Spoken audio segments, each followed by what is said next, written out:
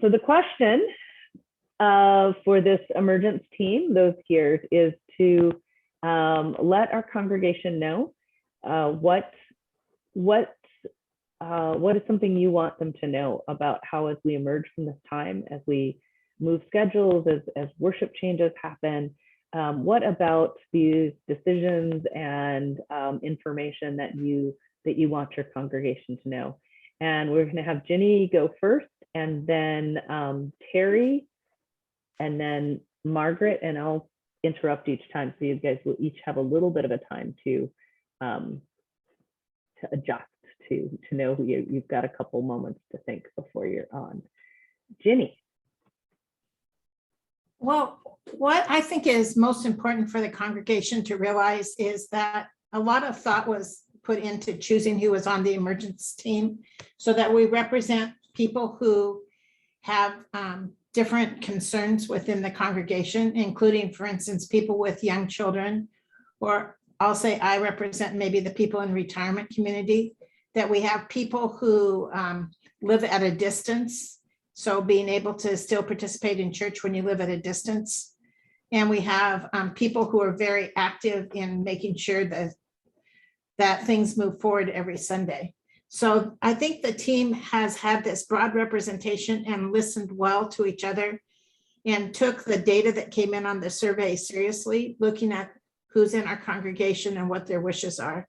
So I think it wasn't just one person's thinking or just a small group, but we really tried hard to think about what served all the interests of the congregation.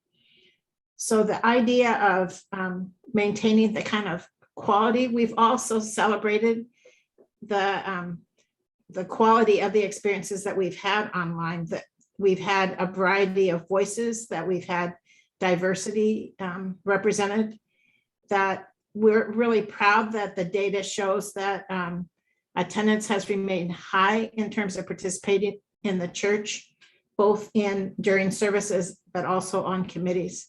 So we're proud of where the church has been, and we want to be able to provide something that keeps us moving forward in a way that represents the needs of a wide range of people in our church.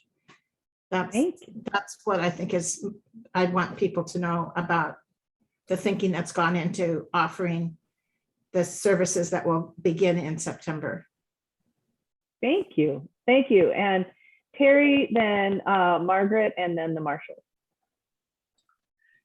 Hi.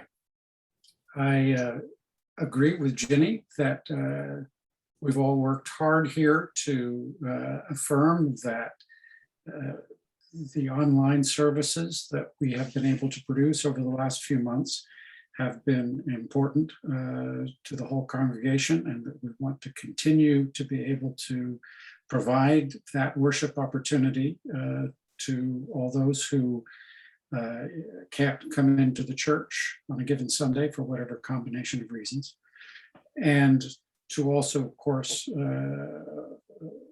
engage in an in-person worship service, and to find ways that the two services can support each other without making compromises in producing one that influences the other in a bad way.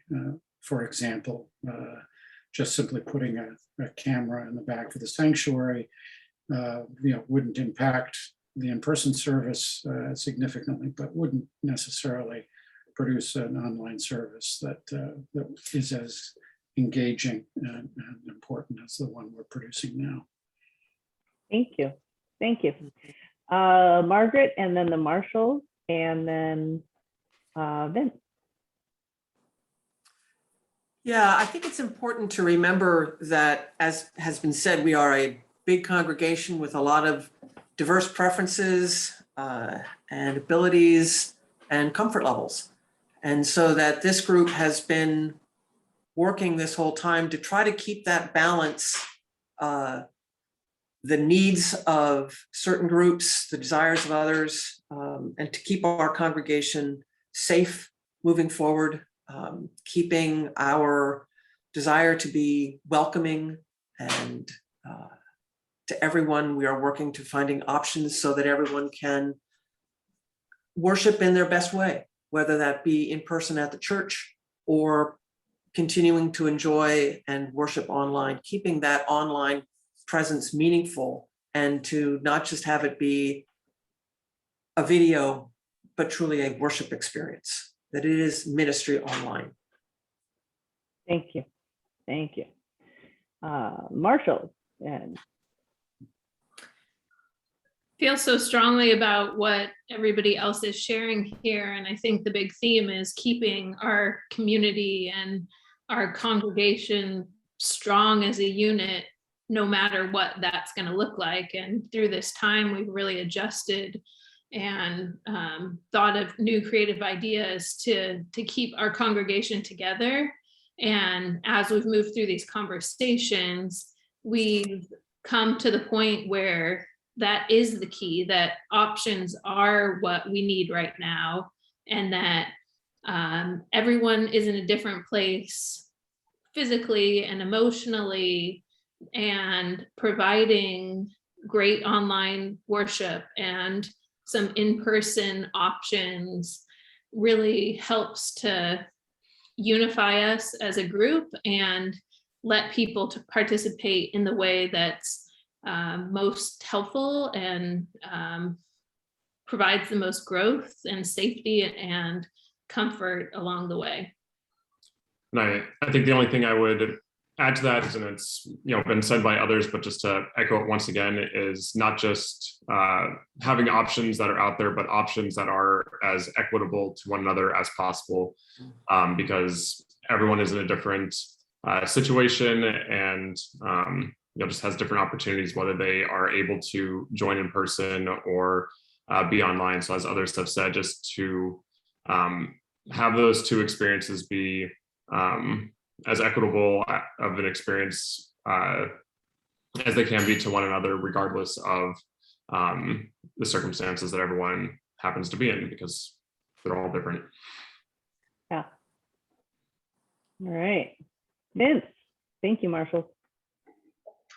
I think that many of us long to be back in the sanctuary and in what we remember from months ago, but the world has fundamentally changed and we have to adapt, and it's baby steps to get there. So we are experimenting and looking for the best path forward. And part of worship, whether it's online or in person, is that meaningful personal experience that everybody has that would be difficult to capture, with a camera in the back of the sanctuary. So we have options, and we are standout, I believe, personally, because the quality of what we have produced these months is just outstanding, and it's intimate, and it's directed to me, to you. So bear with us, and certainly we want your feedback, and experience it in whatever way is most comfortable for you. Thank you. Thank you, Vince. I'm just going to close out with just saying as well that to piggyback off of what you were saying, Vince, is that where we are as a congregation and the kind of worship that we can have fulfills the meaning of the Greek word liturgy, which is work of the people. The online worship service would not be what it is, not just because of whether or not people are showing up to watch it, but the incredible variety of folks and ways that people contribute to it. And the ways that so many of you are participating and thinking and staying engaged in church life, and finding a way that letting us know, how is this meaningful to you? How do you keep your connection to God and keep your connection to other people? So wanting this congregation to know that your participation, your showing up, your experiences, absolutely, yes, we wouldn't be here without it. And that's a big global you in participation. So we're going to continue to find ways that we can continue to wrap our arms around all of you in this time. Yeah, even as we find ourselves wrapped in the arms of God. Thank you.